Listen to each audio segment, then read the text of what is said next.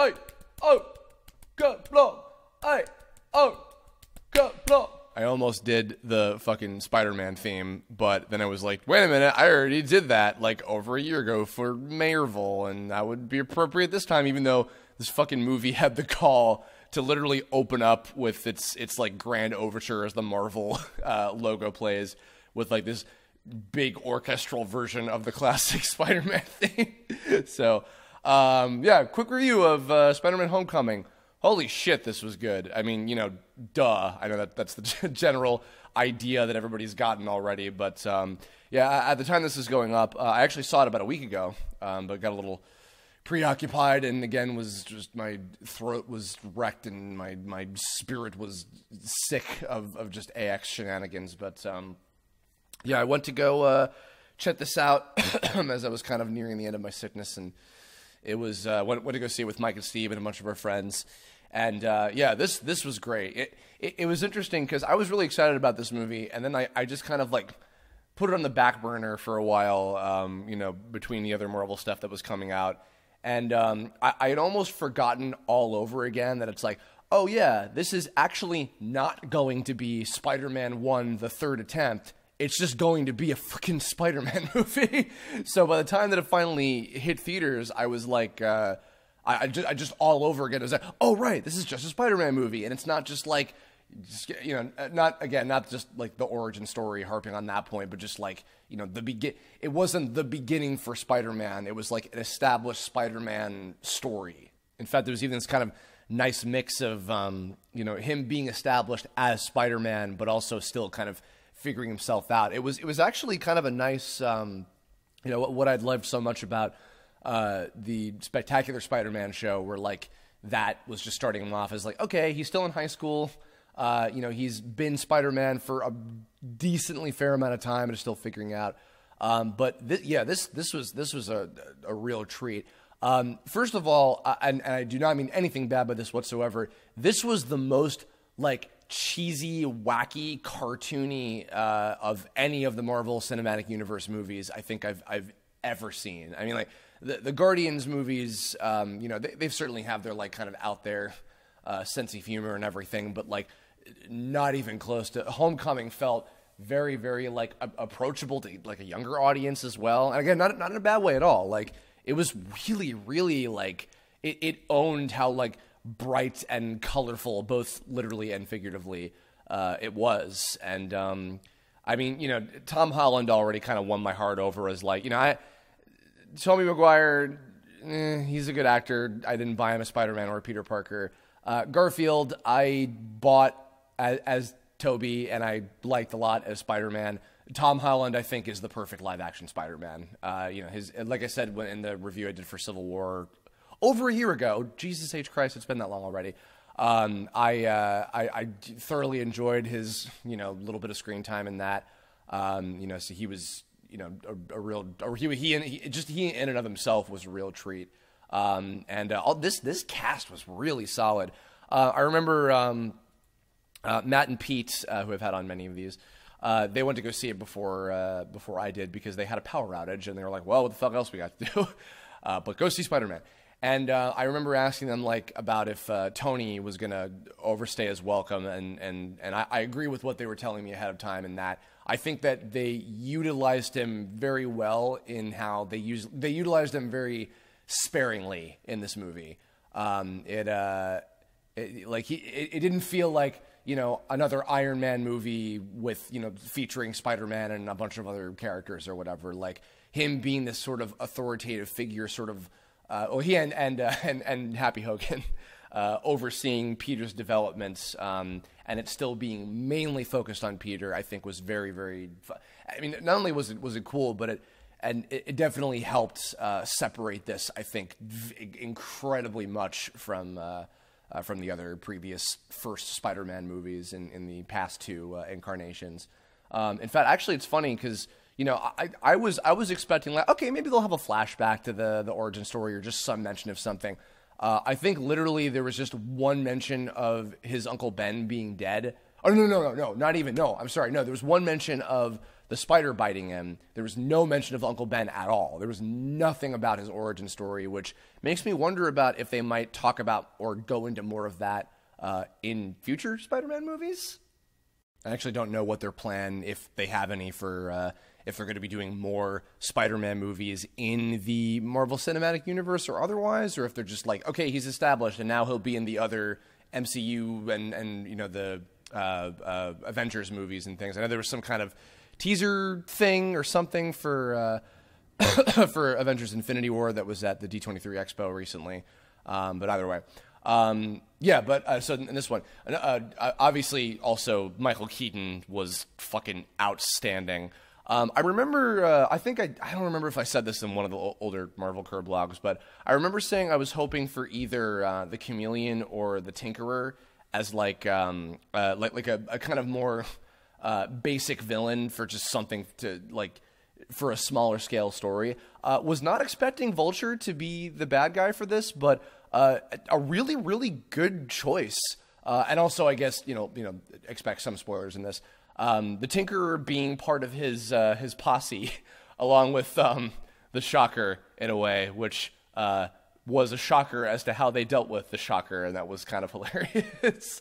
Because also, I don't think they'd ever done Shocker in any of the live-action movies before. I remember he was always kind of like a bargain bin sort of villain, and when it came to like the video games, even like the video game tie-ins to the movies, they would be like, yeah, we'll just toss Shocker in there because he's probably not going to be a villain in any of the fucking in any of the movies at some point. So them actually using him was kind of surprising, to be honest. But having Tinkerer be sort of part of Vulture's posse, and just their use of Vulture, of this version of Toomes, was really, really interesting. Keeping him as this kind of small scale villain that was not something big enough for like the Avengers as a whole to want to, you know, need to deal with, but just big enough that like he's got this really intimidating presence, and you know he's got, you know, makes for really cool action sequences and things. And the twist with him also, you know, because I've gotten to know now who a lot of the other like school friend characters are, like Flash and Liz and some of them. Also, side note, by the way, love how absolutely everybody was freaking the fuck out over Mary Jane when, surprise, it wasn't actually Mary Jane. She just had the name MJ as a nickname because ha ha ha, cutesy, whatever. It's not the same character, so chill the fuck out, internet. But anyway, but I've gotten to know who a lot of these other characters are, actually mostly because of Spectacular. So them using Liz as the love interest in this version, when they, you know, also probably to help differentiate it from some of the other ones, and for maybe if they do save like Gwen or MJ or any of those characters for later on. The little hints that Miles exists within this universe and maybe out there somewhere was also really cool. Them going with Liz this time was cool, just like for the sake of it being unique. And also, I'm sure this is not, you know, something that's happened in the comics, but making Liz Vulture's daughter, I mean, similar to like what they did with Ego in the Guardians movie, of like kind of taking a sort of different liberty with him. The liberty they took with this made for a really shocking, oh shit moment later on, where like just Peter is absolutely fucking flabbergasted to meet this guy, and it's like, oh no. And then also for then shortly after, for him to figure out that it's Peter, just kind of by process of elimination. It's like, oh wow, this is actually the best use of figuring out a person's secret identity that I think I've ever noticed. So that scene with him with the two of them in the car was like one of my favorites. Super cool. Pretty much all the big action scenes as well were really well executed in this. Of course, the boat scene, which of course we'd seen in every trailer, you know, they had a lot of that already, but still like so well choreographed, with him like kind of like shooting the webs everywhere and trying to tie it together and then holding it together, and then Tony coming in to save the fucking day and all that. Which also followed by that moment of the two of them talking, even though that a lot of that was kind of, it's weird, like despite them spoiling a lot of those big moments in the trailers, like in execution, like seeing them later, I still thought they were really well done, and they didn't feel like cheapened from having previewed them ahead of time necessarily.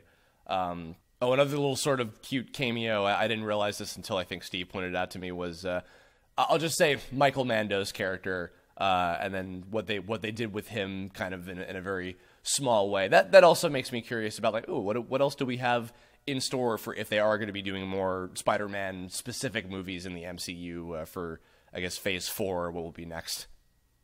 The best thing I can kind of overall say about this movie is the fact that like it struck such a perfect balance as like, see, it's weird because I guess a lot of what you have to take into consideration about this movie is like the context of how it came to be and like what came before it.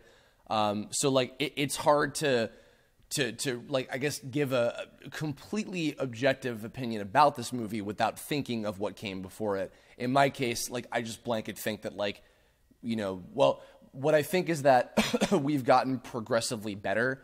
I personally liked the Amazing duo of movies more than the Maguire/Sam Raimi trilogy, and I like this better than any of them. But I think that part of why I like them is because I think that, like, it's gotten progressively better in terms of live-action Spider-Man movies. So I guess even with that in mind, though, I think the best thing that I can say about this movie or overall, and in regards to the balance that I'm talking about, is that I think the fact that it was so, like, goofy, wacky, not completely over the top, but, like, had, like, a very cartoony kind of sense of humor and, like, you know, knew when to take itself seriously, and knew when to be, like, dire in moments, but still to feel lighthearted and kind of, I hesitate to say kiddie because that sounds, like, negative, but, like, striking that sort of fine line between not making it feel, like, immature and, like, in a bad way. It didn't feel that way at all. And then, like, utilizing the kind of theme behind it, which is, you know, all the stuff that Peter had to go through, you know, himself with, like, not getting ahead of himself and keeping himself sort of, keeping his feet planted on the ground. And I think, as he describes at one point, you know, knowing not to, you know, to rush ahead of, or to, you know, to get too on top of his own shit that, like, he's falling off of it, you know, more or less. And kind of proving, like, you know, to be what he wants to be, which is, in this case, Avengers material, to feel like what he's doing really, really matters. He's kind of changing his perspective in terms of, like, you know, okay, well, what is important? The important thing is that I'm doing my job, you know, which is being at the moment, the friendly neighborhood Spider-Man. I'm not necessarily ready for handling, you know, big, high-octane, world-threatening shit yet. Eventually, maybe I will be, you know, and Tony and Happy in a way, you know, kind of weaning him through that. And even, I did love the fact that we had the fake outs with like them actually ready to invite him in. And then it's like, fuck it. Well, I guess Pepper, we're going to get married now. And hi Gwyneth Paltrow cameo. We knew you well. Was very cute. And also, probably my favorite thing overall was just the fact that, like, that I think was the full circle for his particular arc in this movie was the fact that he saves Vulture in that last fight on that sort of beach area, and then Vulture sort of returns that favor in the sense of kind of not handing him in when he may or may not have had an opportunity to do that. So if he's stuck in jail and we don't get to see him again, you know, I mean, I'll be sad because I'll certainly miss Michael Keaton. But if that's all we get of Vulture, that was a fantastic full circle in just that movie alone. And yeah, I am very, very curious to see what comes next. I know that Peter will be involved with Avengers Infinity War. I don't know to what extent or what exactly he's going to be doing, but I am certainly curious to see how that turns out. And I do hope that they get to do more of these. I don't know what the whole contractual mumbo jumbo legal bullshit is with Sony or whatever, but the fact that they're basically playing nice and going ahead with this, I hope that we'll have more of this in the future. So that'll do it for now, but thanks for listening. Just a quick one this week. In the comments below, let me know what you thought of Spider-Man Homecoming, and what you would like to see perhaps in a future Spider-Man movie of some kind. And if you have future Kirblog topics or suggestions of any kind, leave a comment about that too, or you can hit me up on Twitter, Tumblr, Facebook, all the usual. Haven't done the plugs in a while. I'm kind of getting back into the swing of things. I didn't realize that it had actually been almost a fucking month since I did a new Kirblog this past weekend, so thanks for waiting, and we've got more cool stuff in store. So thanks, everybody, and I'll catch you all on the flip side.